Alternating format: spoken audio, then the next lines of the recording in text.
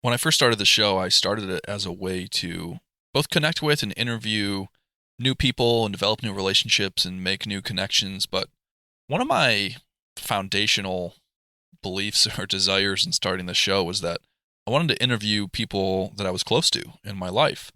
And I wanted to talk to them about certain topics, and I wanted to share some of their stories and ask them some questions that maybe I haven't asked them before. And so my mom was one of those people. She was on my original early list of the people that I wanted to interview the most. And when I started this podcast, my wife Eileen and I were traveling full time, living in our van. And so it wasn't really possible. And I had it in my mind that I wanted to interview my mom in person. I wanted to sit down with her and record a conversation together.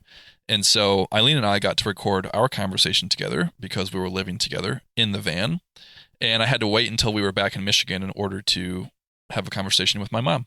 But anyway, I am excited to share that as of today, well, what you're listening to, I got to have the conversation with my mom. And I think you're going to really enjoy this. You know, if you've listened to the podcast, it's going to give you a different perspective, I think, on me and some of my story. And if you've heard different elements of my story before, I think hearing it from my mom will also give you a different perspective on some of the things that my family has gone through and some of the things that have really shaped us and our belief systems and the way that we approach life. You'll hear it in this episode, but my mom has been one of the most consistent supporters and encouragers of me in my pursuit of my dreams and my pursuit of what's meaningful in my life. And we talk about some of that in this conversation and where that came from, why she's taken that approach with me, and why she's been so dang supportive of all of the sort of wacky things that I've done in my life. We have some great conversations about parenting. We talk about losing my dad and the impact that had on her and our family. And I got to tell you, I mean, I walked away from this conversation with new perspectives and new appreciation of her. And that was part of my initial goal in starting this podcast and having conversations with people that were in my life. And so anyway, I really, really loved this conversation. It was a special moment to share it with my mom. And it's something that meant a lot to me in the moment that we recorded. And I know it'll continue to mean more as the days and the years go on. So here's my conversation with my mom. Her name is Lisa Miles, and you're going to enjoy this one. Just in case we keep this in, for those that are listening, we're about to start recording, and I can't find my phone. And as my mother will attest to, this is a very common theme for me in my life. Yeah, I would attest to that, Chad. You have lost many things over the years. From computers to Game Boys. We're going way back. But yes, this is a common theme for you, so we'll find it. I've reflected on many an hour that we have spent. You have helped me spend looking for things in my life. I was telling the McNallys recently. Do you remember when I lost my wallet? Your wallet. Well, is that the one that we found it in the microwave? In the microwave, yeah. Yeah, I do remember that. I guess the one that came to mind first was, I think it was your Game Boy that you left at a restaurant. We were going to Florida, and you left at a restaurant in Nashville or somewhere in Tennessee. And on the way back, we had to stop and see if we could find it. Yeah, that was a good one. I remember that being particularly painful as a, 11-year-old or 12-year-old losing your source of entertainment on a long road trip. Yes. Oh, I know. That was funny. What? Walk me through. You're sitting here recording a podcast. You're being interviewed by your son. Walk me through what that feeling is like in this moment. I feel Is that a phrase you ever thought? What? No. I'm sitting down and recording a podcast with my son. Is that a phrase you ever thought that would be spoken? No, probably not. But what an honor to be able to sit here and to be on your podcast. And no, what a proud moment to just know that you are out, you're doing this, you're taking a chance, you're making space for people to be seen and to be heard and to share their stories. I think it's amazing. And I feel very fortunate and very blessed to be here this morning with you and to be able to be part of this. But is it something that I would have seen 10 years ago? Absolutely not. Never would have even thought about it. But I don't think podcasts were really a big thing even 10 years ago. And so, no, thank you. It's quite an honor, and it's great to see you doing this. Thank you for saying that. Thank you for always being a supporter of me and the many odd and wacky ideas that I have. I want to talk more about that as we go. I'm first curious about parenting and becoming a parent. And did you always know that you wanted to be a parent? Yes and no. It's interesting that you asked that question. Yes. I think I always knew that I wanted to be a parent at some point.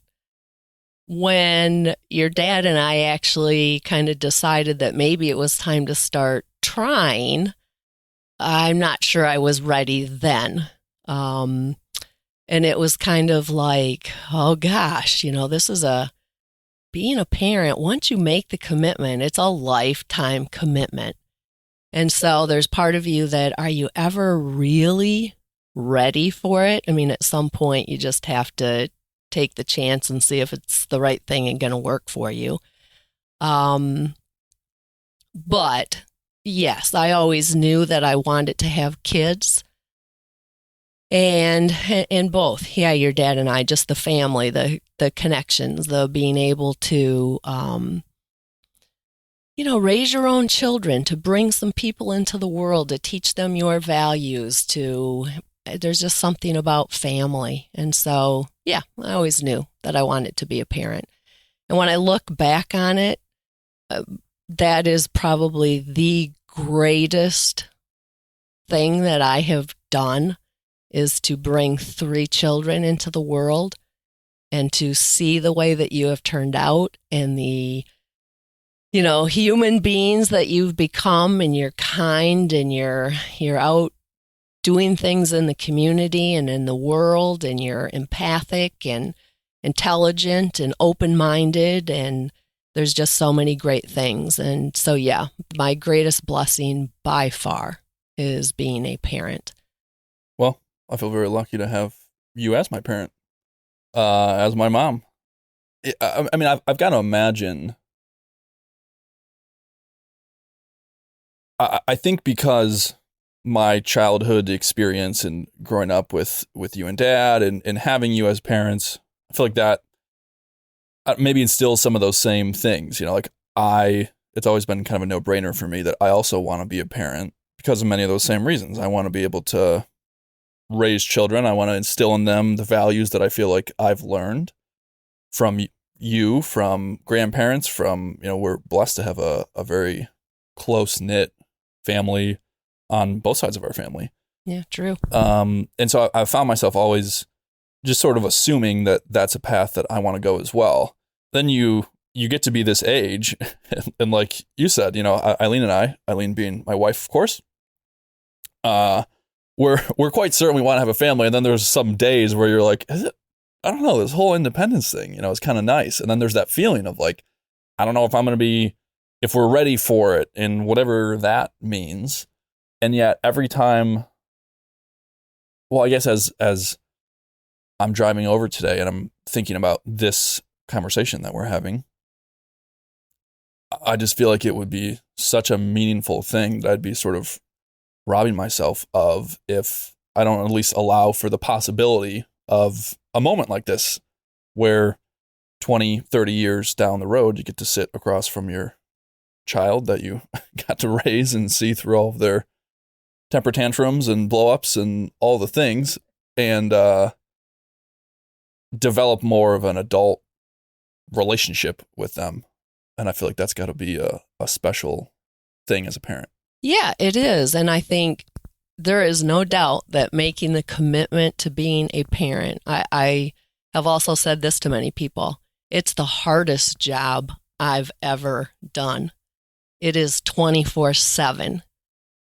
And I think if you think about becoming a parent and you think about all 18, 30, 50 years of your child's life, that's incredibly overwhelming. But you just have to get through one day at a time and the gifts and the challenges of that day. And I don't want to be disrespectful because there are some people who do not want to be parents. They don't want to have kids. They don't feel for whatever reason. And I respect that. But I do also feel, as I said, for me personally, my children have been my greatest blessings. And yes, to be able to sit here and to see, to have this conversation and know that this is a podcast and the things that you're doing, it's awesome to get to this point because as a parent, when you're raising kids, you never know. And you're always questioning, are we doing the right thing? Is this mistake that I made going to scar my kid for life? Are we giving them what they need to be successful people? And you're always wondering.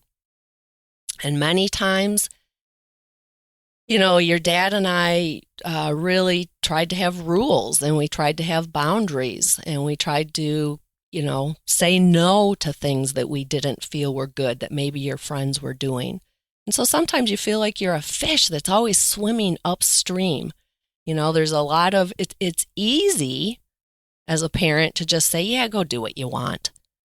It's much more difficult to teach manners, to say, no, you're not going to that person's house or to that party, or you are going to be home at a certain time, or you're not getting a phone until you're 13 and can handle it. And so you always feel like you're fighting that. And are we doing the right thing? Because it's a real challenge. So to sit here today and to see that, wow, yeah, it did pay off. Some of the things that we did that were difficult, that were challenging, that caused us to have conflict with each other because, maybe you have different opinions on how you should be handling certain situations. But to get here now and to go, paid off. It paid off. We've got 3 amazing kids, all very different. But those basic qualities to be, and I'm going to bring this in. I was given a book just this week, and it's called Thrivers. And I have 3 thrivers. I have 3 kids that have self-control, have integrity, have perseverance, have optimism.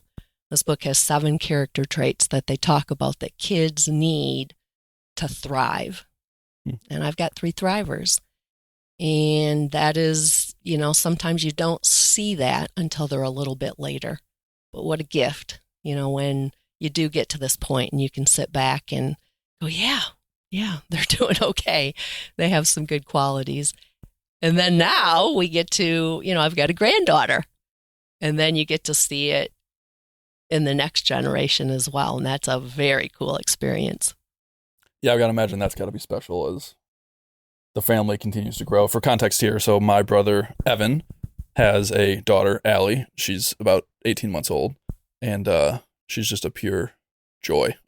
She's so is. fun. Yeah, how is being a grandma different than being a mom? Well, the first thing that comes to mind is what everyone talks about. When my friends used to say, oh, being a grandma is the best.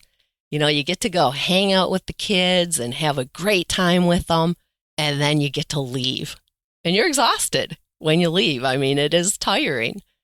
So on the surface, that's awesome, just to be able to spend time. But then as you start digging a little bit deeper, there's different levels to being a grandparent. It's watching your kids parent.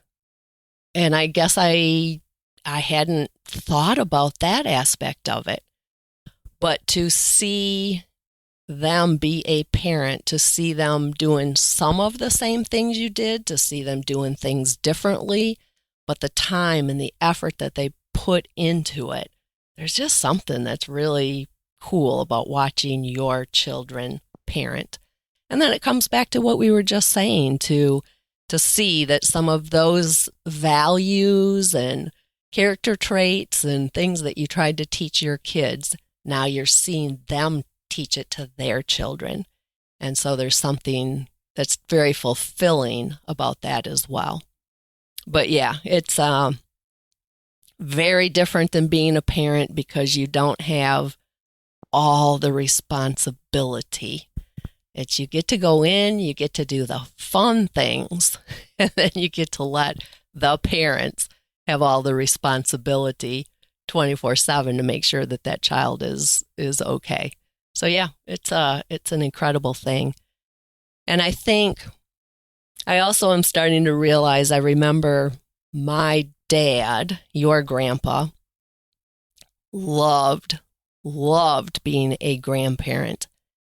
And I think for men especially, that so many of them are so busy with their careers when their kids are born. You know, you're busy, you're being a provider. And so you're wrapped up in that. And then when you have your grandchildren, many times you're retired, you're at the end of your career, and then you can really enjoy what you missed maybe being a parent many times. But it's almost like you have a second chance to do it over again. And so your grandfather just loved being part of your life, and he spent a lot of time with you. And I think a lot of it was because of that. We did have some conversations around that. Yeah. No, that's special. Is there an element of, do you find yourself in sort of the same way? You know, the thinking that like you can't, you try to influence your kids and you try to instill values into them, but you don't know in these moments of how's it going to work or how's it going to turn out. Even as a grandparent, do you find yourself as you watch Evan parent or you watch your kids parent, hopefully that'll get to be the experience one day, do you find yourself maybe in a similar way, almost like wanting to influence certain parts of how they parent, or like, hey, watch out for this, you know, this mistake that I made, or what's that relationship with? Well, I guess maybe in general, you know, trying to steer your kids or grandkids away from certain mistakes that you think that you made or certain experiences that happened in your life. What's your kind of belief or approach to, should you try to steer them away from things? Do they need to go through it themselves? What have you learned from your years of parenting? Yeah, it's a great question.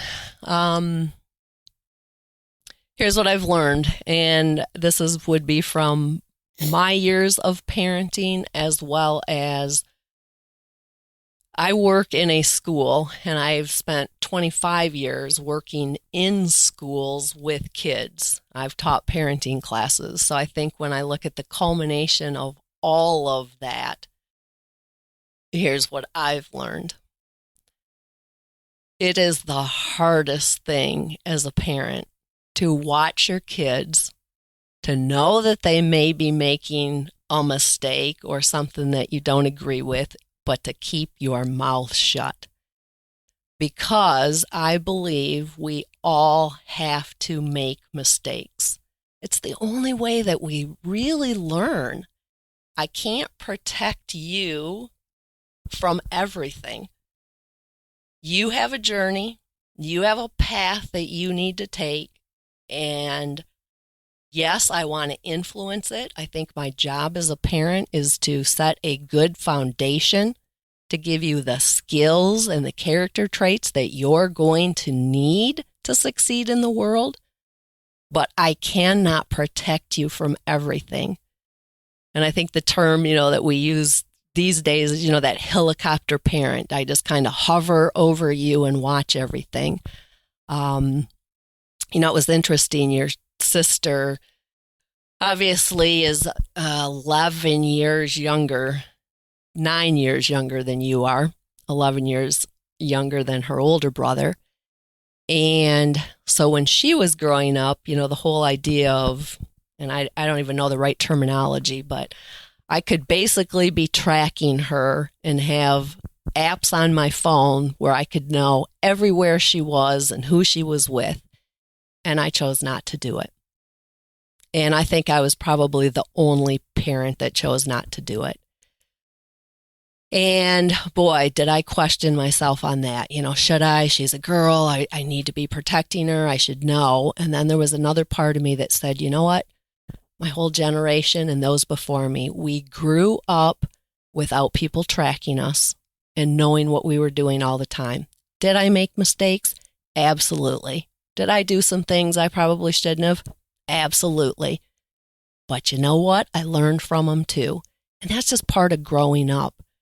And so I do think that we've almost gone overboard. Now, I understand it's a scary world. It's a different world that we live in. There's a lot of things that you are dealing with that we never had to. But it's finding a balance, and it's that understanding. And I think part of it for me is, my faith. I always believed that you were a gift, that it's my job to guide you and to be here to support you. But ultimately, you were created for your own purpose. And my job was to help you figure out what that was. And sometimes that meant you were going to make mistakes. And that's okay. It's okay. Well, that's a beautiful perspective. I don't think I've ever heard you say it that way before. How did you come to believe that was sort of your role or purpose as a parent? Gosh, your dad and I had many conversations about it. I think I feel like I had great role models as parents. And so watching them. And then I just think, again, my faith is, I got older and I started to understand more. I actually went and I have a master's degree in pastoral ministry and theology. And I think going through that whole process as well, you just begin to realize, and, it's been interesting because you and I have had this conversation. Almost every person that you have had on your podcast has referred to a God, a higher power, a spirit, something that is bigger than them. For me, it's God. And so again, when you have that understanding, then you realize that, again, your gifts, and I have a role to play, but ultimately that higher power has an idea of what you're supposed to be doing in your journey. And so it's my job to support it, to encourage you, to help you see where you're supposed to go and what your gifts are. And I do feel like that is one of my gifts, is to be an encourager for people, whether it's you, whether it's the 500 kids that are in my school, whether it's the people that I work with. I do feel like that is one of my gifts as well. Well, it definitely is. I've experienced that many, many times personally, and seeing you interact with other kids, other people. This sort of role or idea of your job, your role is to help us figure out, our path and our purpose. I mean, I've told you many times, and I'll tell you again, that's been one of the most just meaningful roles that you have played for me in my life. And I think I've always recognized it and thanked you for it. but I've never really understood, or I guess asked, why. Because, for context for people, I have taken some different paths in life. So, if you've heard some of the other episodes on the show where I've shared some of my story, I'll give a very quick and brief, but I kind of went the traditional path through school and went to a good high school, went to a good college, got a good college degree, started my career at a good job. And then it was around, I think it was in 2015, which is crazy that it's already almost 9 years ago. I decided to leave that job that a lot of my life had kind of worked toward and pursue something different. I wanted to own a business, and that led me down some different paths, but that led to me going within, I think, a 6-month period of living on my own, owning my own rental property, by measures of societal success, doing very well for myself, working downtown Detroit, to within 6 months, I was living in your basement and pursued starting my own business, and you were very supportive. You welcomed me. And then it came time to, move back out and go back into kind of my career for a little while. And then it came time where like, hey, Mom, I think I'm going to come back and live in your house again. And I'm going to build this van. And my wife, Eileen, and I are going to go travel in this van. And I don't know, I guess it can be easy to sort of assume. Sometimes I feel like you hear or believe that parents are supposed to be these kind of like practical people, and they're supposed to help their kids make these practical, logical decisions. And many of the decisions that I make are at the time, seem very illogical if you're looking at it from a traditional standpoint. But you have always been, with Eileen, like the two people who have just been in my corner at all times. And you've been one of the people that, this conversation that we're having is an example of hundreds that we've had over the years. Typically, I'm doing a lot more talking, and you're helping me navigate and figure out my life. But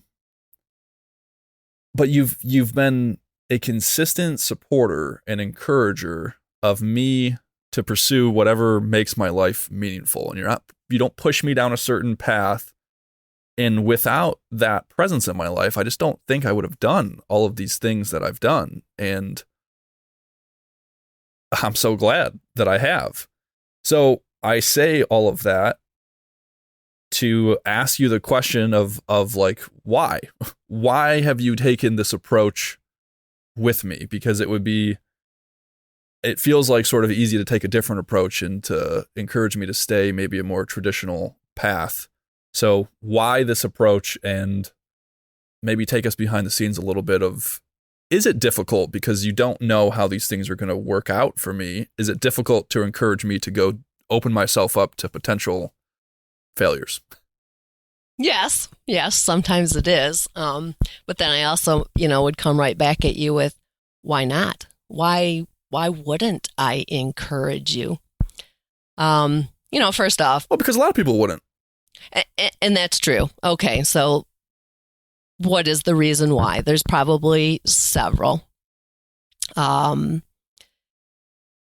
you for saying all of that. And yes, you have been very good over the years about letting me know how much you appreciate the encouragement that I've given you. But it's always nice to hear it again. So thanks for saying that. I have said this to you before. You are a spitting image of your father. And again, to give a little context, in case people haven't listened, your dad died 13 years ago, and when you were 17 years old. But your mannerisms, your way of thinking, your way of being in the world, it is him to a T. And sometimes it's uncanny sometimes how alike the two of you are. And so in some ways, I've lived with you. I mean, yes, you're my kid. You've lived with me, but I lived with you as an adult as well. And so I understood the dreams. I understood the things that your dad wanted to do. And he never fit into a traditional role. And he tried his whole life to do it. And it wasn't until the end that he went off and he became an entrepreneur and he started his own businesses. And as difficult as it was, and sometimes I wonder if it played a role in him having a heart attack in the end because of the stress. And it's a weird thing, but yet he was the happiest he'd ever been. There was a freedom there that he was finally doing what he felt he should be doing. And so I guess I understand that because I saw that in him. And I know that at times he felt he had to take the traditional role. And I know how difficult it was for him, how much he fought against it later in life. And I guess I don't want to see you go down that same path. So for me, I look at what I learned from him and being married to him. And when I started to see you showing and exhibiting some of the same strengths that he had, some of the same passion, some of the same desires to do things differently, I had to encourage that. And I think the other thing too is, yeah, you know, you have gone off and you've done some really different things. And at times it's like, okay, is he doing the right thing? But I don't doubt it for long, Chad. And I think it comes back to it's your path. It's your journey. You did some of these things, but very quickly you realized they weren't the right things. I think for your dad, he stayed in some of them longer. And I saw how the tension that caused for him. So when you would come to me and say, oh, this just doesn't feel right, I'm thinking about this, it's like, yeah, go. You have to do it. If you feel called to it, it's going to work out. May not work out how you plan it. It may not work out how you're thinking about it, but you got to give it a try. You got to take the chance, because if you don't take the chance, you're never going to know. And so, and it's always easier for me. I'm not one of those people that goes out and does some of this stuff. So it's been easier for me to sit back and to encourage you to go do it, but it's also inspired me to really think about some of the things I'm doing as well. And so there's a lot that plays into it. Yeah, I mean, I do wonder about that. You know, why do you feel like it's easier to take that approach with me than it is to maybe apply it to some of your own life? And not that you've necessarily taken a purely traditional path or taken no risks, or, you know, I mean, there's been times in your career where you've been a very entrepreneurial person. As you've mentioned, you've had a 25-year career of a variety of different roles, working in schools as you are now in a more traditional role. You've had times where you are more of an entrepreneur. You're leading your own classes, your own workshops, and yeah, you've done a lot of interesting things. But we've been having conversations recently about some of this idea of, you know, taking the chance and putting yourself out there. And I'm not sure what feels different about recommending or saying to me, almost like in a no-brainer way, you've got to put yourself out there, you got to go for it. And then when it flips to you, it feels a little bit different, right?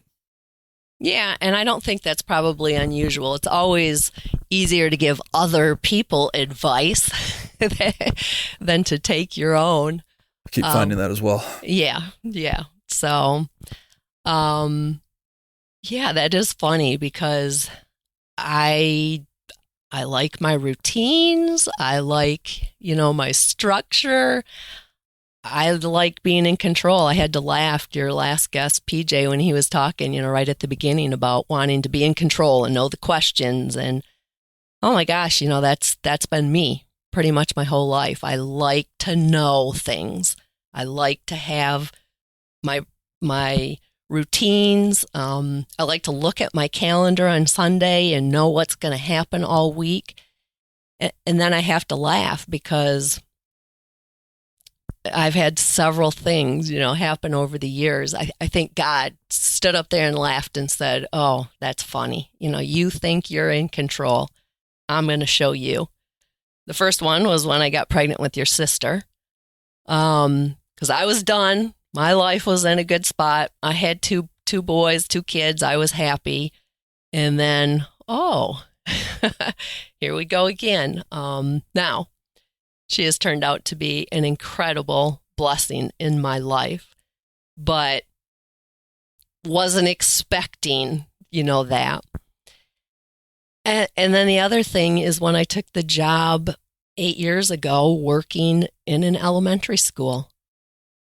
I mean, I literally walk in the door every morning and have no idea what my day is going to be like.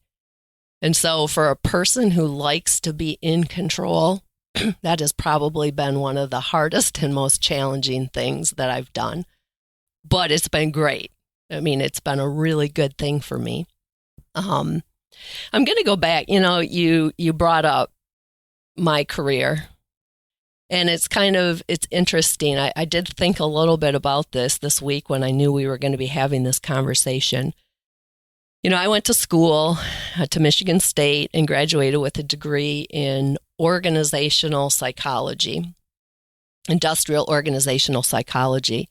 And what I actually wanted to do was to be a corporate trainer. I didn't know what I wanted to train on, but I wanted to be involved in training programs for new employees. I wanted to work for a large global company so I could do some traveling. Wanted to make good money. So those were my goals coming out. And yet, again, that was my idea of things. Have I used everything that I've learned? I have. But it's been in a very different way than I ever anticipated.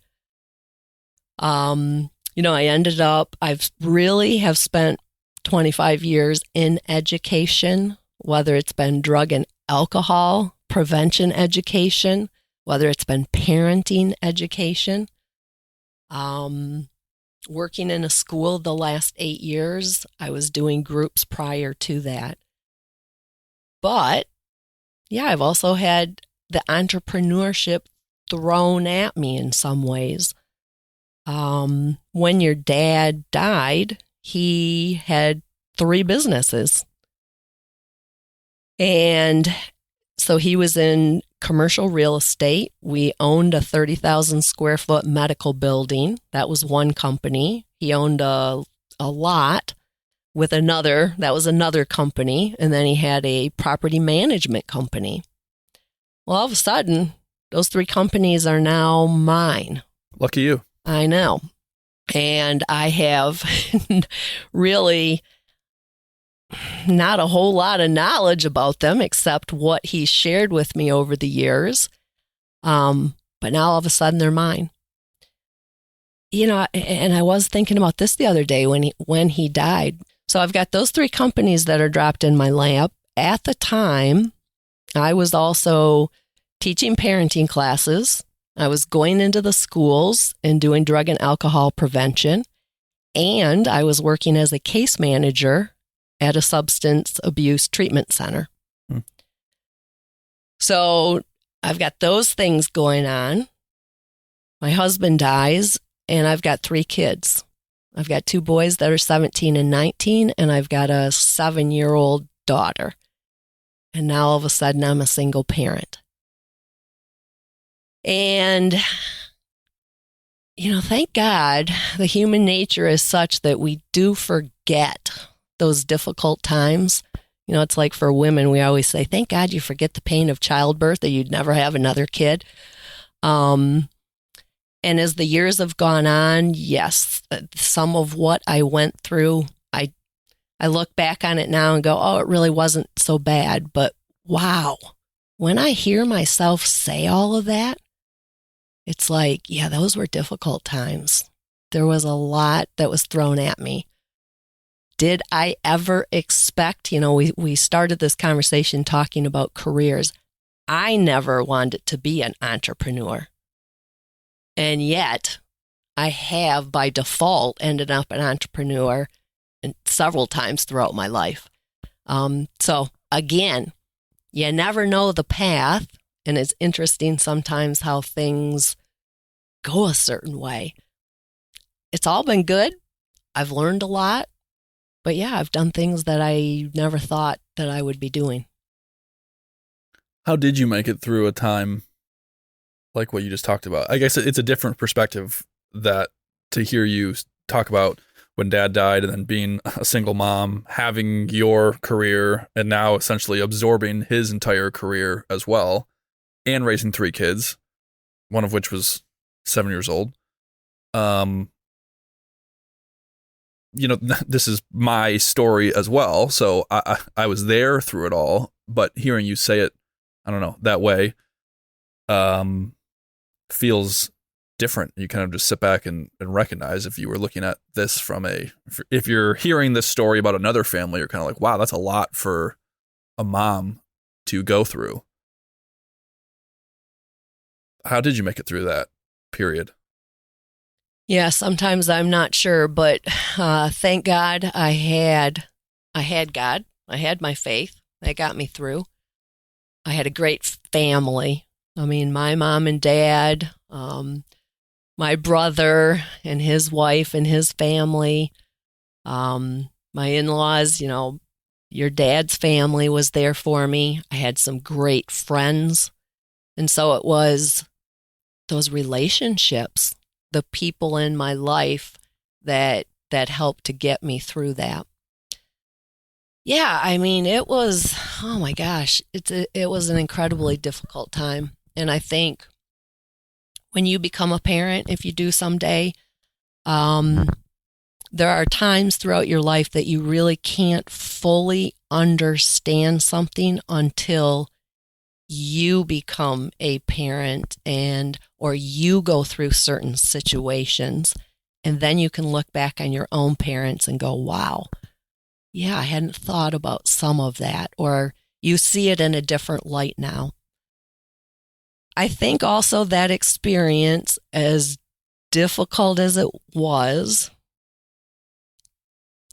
it also allowed me to be able to relate to people in a way that I might not have been able to. Like I can think of, I've had a couple of families in my job that unexpectedly lost their husband or father as well. And I feel like I've been able to be there for them in a way that I wouldn't have been. Being a single mother gave me a whole new appreciation for what so many parents go through, whether it's a single dad or a single mom. And it is a totally different experience when it's just one of you versus 2 of you. I started off by saying that I think parenting is the hardest job I've ever done. Your dad and I were really good parents together. We talked a lot, we planned, we were intentional about certain things that we did. And when you're questioning yourself about, are we doing the right thing? What do we need to do? What's best for, one child versus another child? How can we still be fair to both? When you have a partner that you can talk to and make some of those decisions, it's huge. It takes a lot of responsibility off from your shoulders. You have someone to share it with. And now all of a sudden, when it's just you. So not only are you making business decisions, are you making financial decisions, but now you are the only person making decisions for your 3 children as well. And to me, that was the most important job that I was doing. The others paid the bills and took care of things, but the most important job I was doing was to continue to raise the three of you. And so, yeah, it's given me a whole new appreciation and understanding. So again, I'm in a position now where I'm meeting and working with all different kinds of families and kids and different experiences. And I feel like all of what I have gone through, as difficult as it was, has given me the ability to be able to work with all different kinds of people and to have them feel like she understands where I'm coming from. And I just think that that's important. Well, I think it's your superpower, that the level of empathy that you have and can display for people and how you can relate to them. We talk about the nature of your job and of the many jobs that you've had is that you enter into a lot of kind of crisis situations. And we've talked about, and you've recognized how that is an area and a place where you excel because you can bring that calm, steady presence and you have the empathy for the people who might be going through it. And I feel like you can really understand whatever kind of crisis they're going through. But I've got to imagine an experience like losing dad also helps you kind of build that muscle and that level of understanding and empathy. And that was, as we just talked about, and I have sort of a different perspective on hearing you say it, that's a one hell of a crisis to go through. So yeah, I just think that is a superpower of yours. And I like to go on record saying that you're also a phenomenal parent on your own. And that I know I got to experience 17 years of you and dad parenting together. And a lot of people will talk about, it's almost like you want to parent differently than your parents parented you because of certain, whatever, mistakes that they made or things.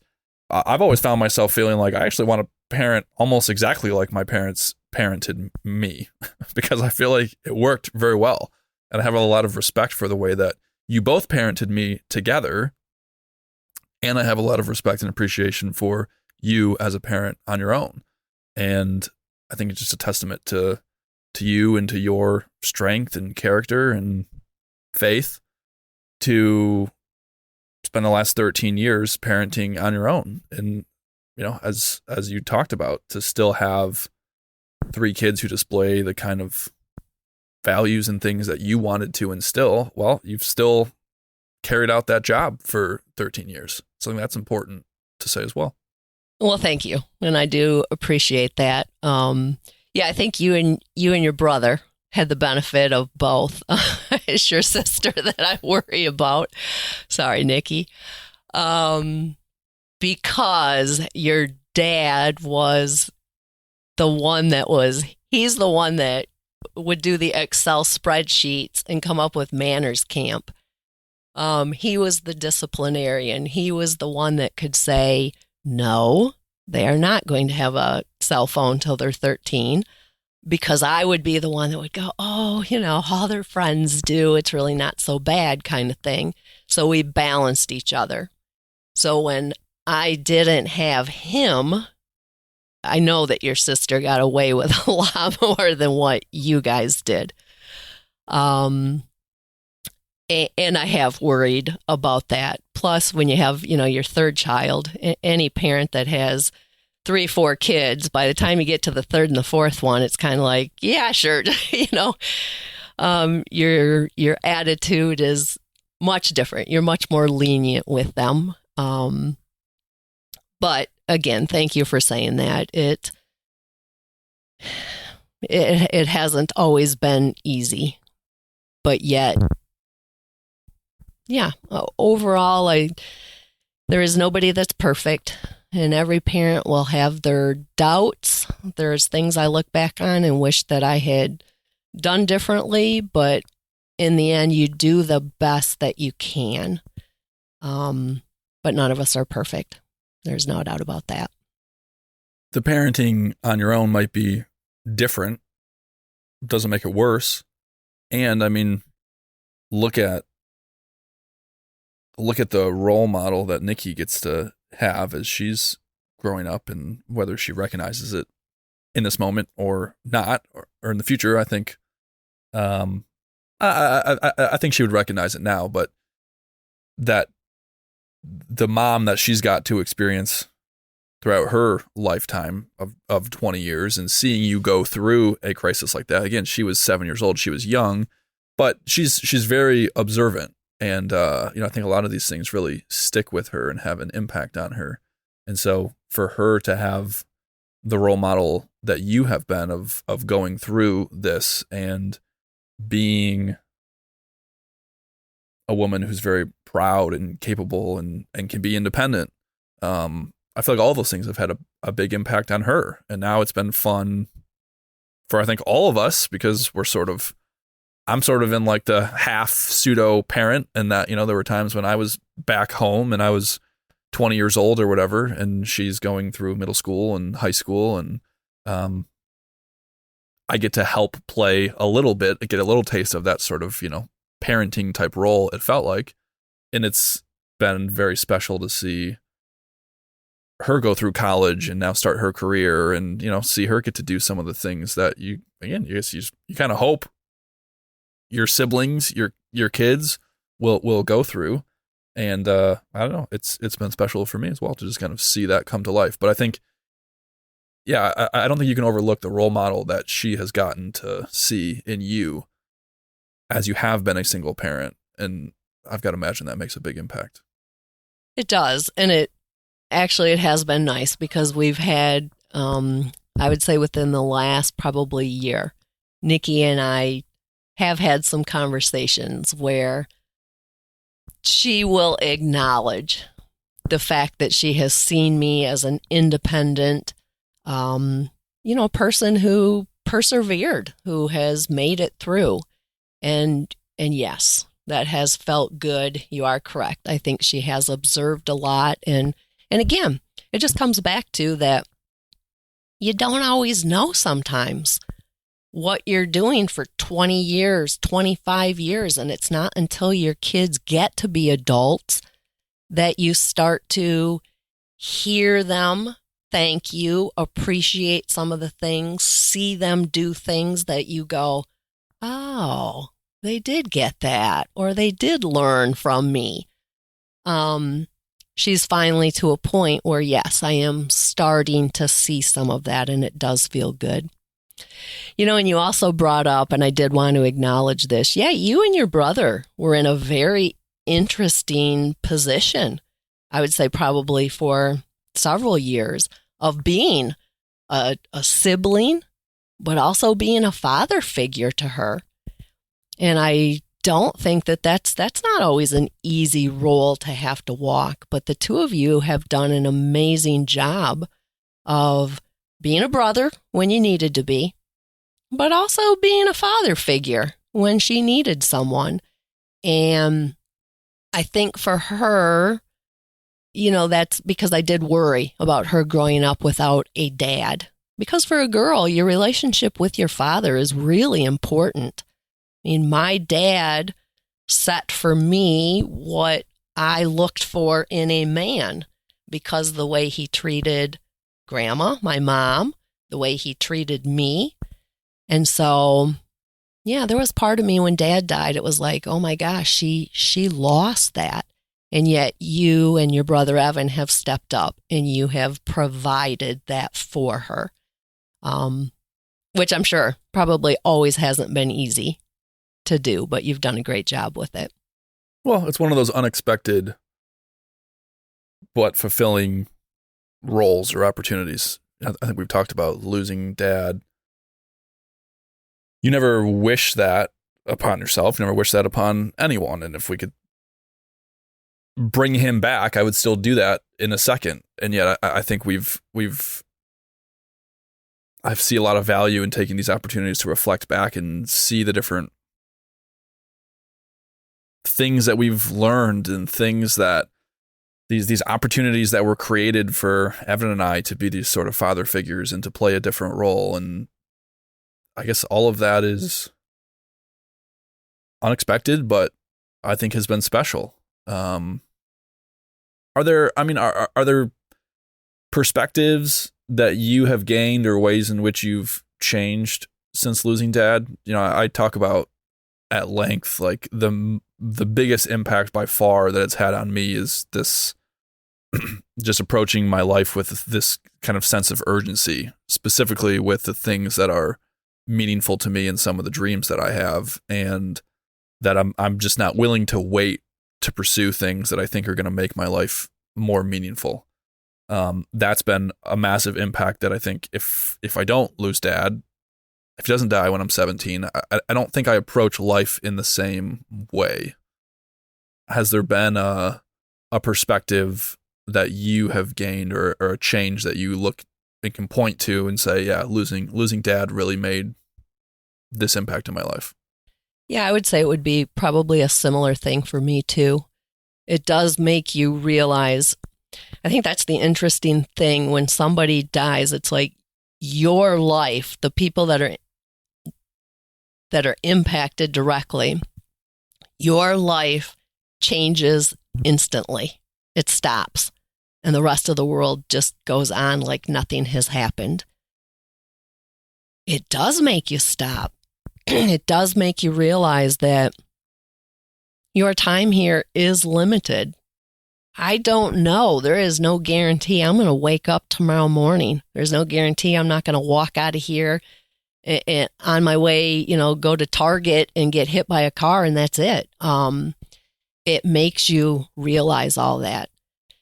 And it makes you, just like you, that sense of urgency that I want to be present in every moment. I want to enjoy every experience. I want to make sure that I'm using my time wisely. For me, that's relationships, that's being with friends, that's being with family. Because, and it makes you realize you need to get out and do things. I think going back to, one of the questions you asked me at the beginning, why do I encourage you? Because why do we wait? Why do we always say, well, the path is I'm going to go to school, I'm going to go to college, I'm going to get a job, I'm going to work for 40 years, and then? No. What if there is no and then? Did you do what you wanted to be doing throughout? And so I think it has shifted my perspective in that regard. Why was I waiting to do certain things? And I think you and Eileen getting out and doing some of your traveling and some of the things you're doing has also prompted me. It's like, stop saying you're going to do it someday. Do it. If you have a dream, think about how you can make it happen. If you want to go somewhere, if you want to see someone, if you want to call, if you need to do it, do it. Stop waiting. And so I've really been trying to do that. It's the unfortunate blessing of learning and realizing and experiencing that someday isn't guaranteed. But it gives you a very different perspective on life when you view it that way.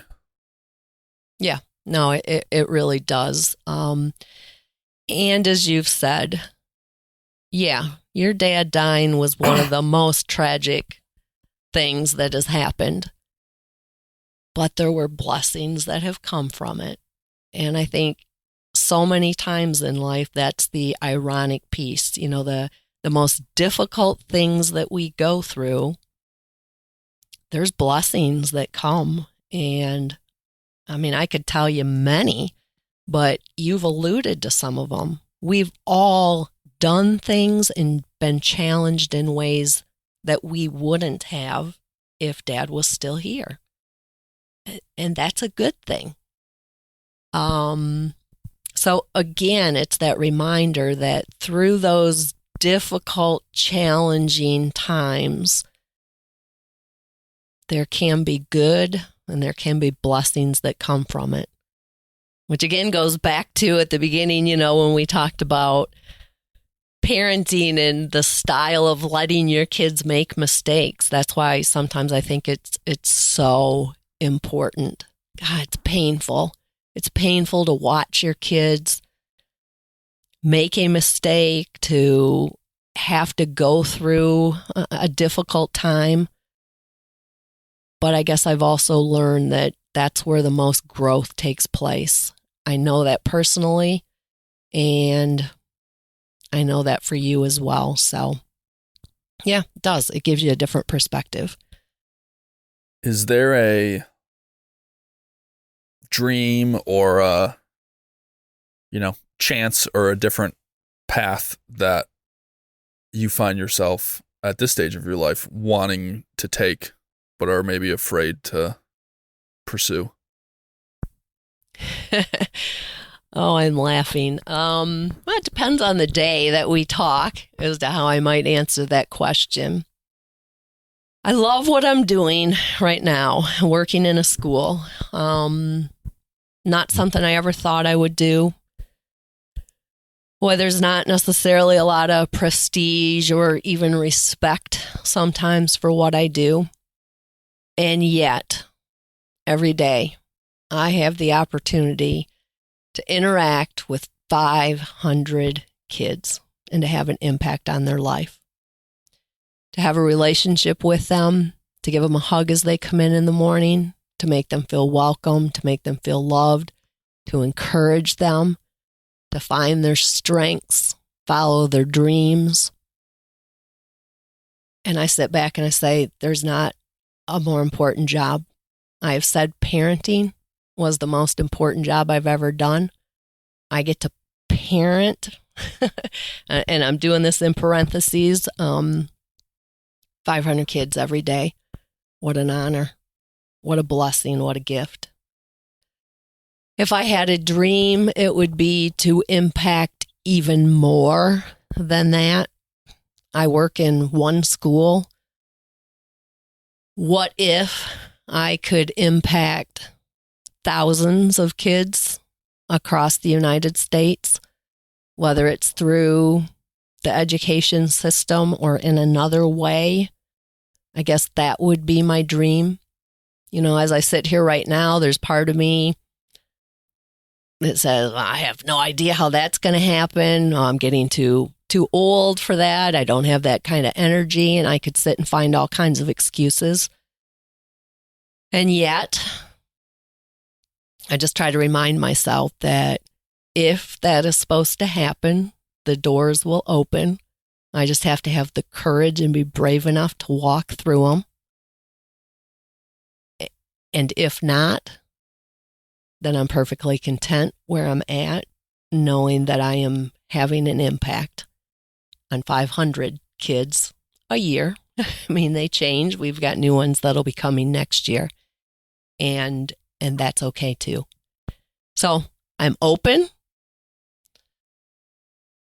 but I'm not necessarily seeking at the moment.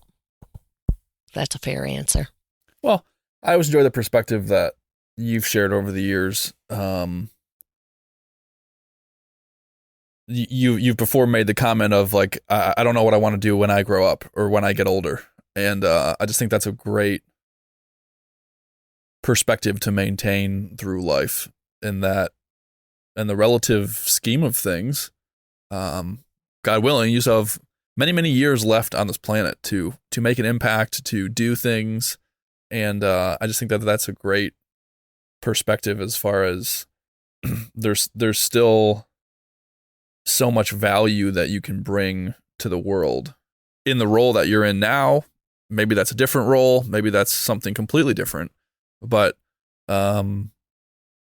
there's still so much that you can do, and there's still so much time. I've been recently working with, and this is hilarious because I think I'm hearing my phone vibrate. Or is that your phone? It's mine. Oh, okay. I thought it was mine, and I thought that maybe I just found it. No, it's fine. Sorry. That's okay. I've started working with a new client recently, and one of their sort of isms, one of their go-to sayings, and they were a CEO of a company, and they would talk about this idea of the art of possible. And one of like their kind of core foundational principles is changing the question from like, is this possible, to what will it take? And so just kind of illustrating rather than asking ourselves, is it possible that I could do this, or could I do this, and just kind of switching it to, if I wanted to do this thing, what would it take to do that? What would that take? And I think it's been a profound just sort of mental exercise that I've been finding myself going through. And for you, or for someone who's listening to this conversation, to think about whatever that thing is that you find yourself maybe interested in or drawn to. And rather than, because we immediately fill our minds with all these things, as you said, oh, I'm too old, I'm too this, I'm too that, I can't do that. But if you were to just flip it to, well, what would it take to be able to do that? I think I found that to be a profound perspective. Yeah, I agree. I think that's a great way to look at things. And what will it take? Yeah, I'm sitting here and I'm thinking, one of the things that I struggle with is in my friend group, I tend to be the youngest. And so a lot of them are starting to retire, which just seems like such a foreign concept to me.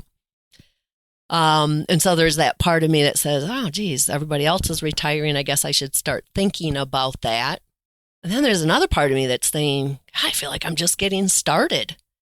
And so it's coming to terms with that.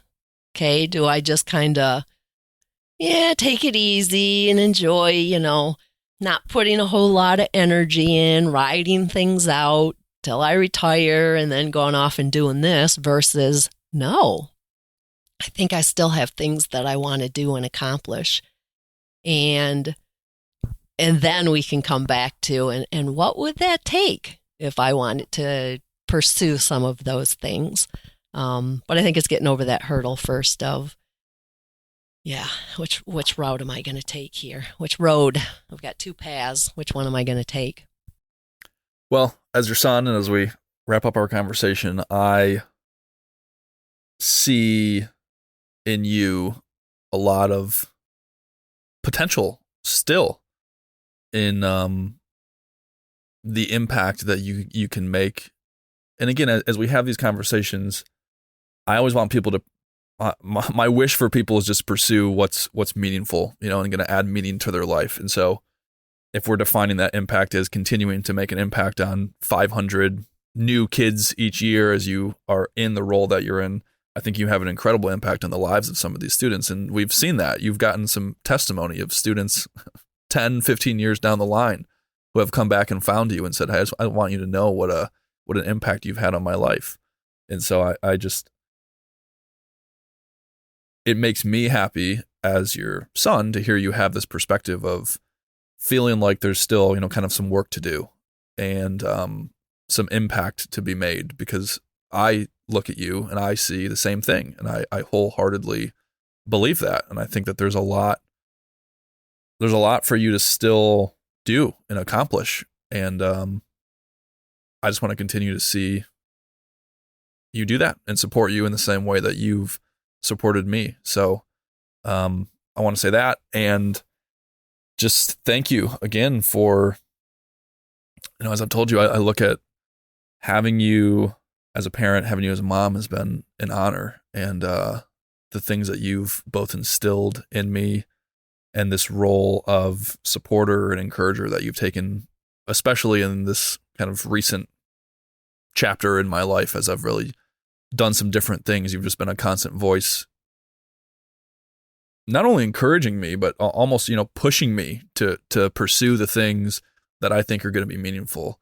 And having someone like that in your life makes a really, really big difference. And so thank you. You're welcome. It's an honor to be your mom, Chad. And thank you, because you also have been inspiring and encouraging to me as well. And so I thank you for that, and I greatly appreciate it. Well, I love you. We did it. This wasn't so bad, was it? It wasn't. I love you too, and thank you. No, it was nice having a conversation with you this morning. So thanks again for making space for me and allowing me to share some of my life. So I appreciate that. Well, I think people will benefit from hearing it. So thank you for being willing to share, and maybe we'll do it again. Okay, sounds good. That's all for today's episode, my friends. If you want to let me know what you thought of the conversation, you can find me on Instagram at Chad M. Miles. Feel free to send me a message. Let me know the thoughts of your show. Leave a comment. And let me know what you thought. Did you gain something new? Did you get any perspective about me or about my family or my story from listening to my mom? Or was there something that she said that really had an impact on you? Feel free to let me know. Would love to hear from you. And if you found value in this conversation, my ask today is just to share it with someone. Is there someone in your life that you think would also benefit from hearing it? And send it to them. Send them an email or a text message. Sharing these conversations is one of the best ways to help us grow the show and help get these conversations in front of more listeners. All right, I'll see you back with a new conversation next week. See you next Tuesday.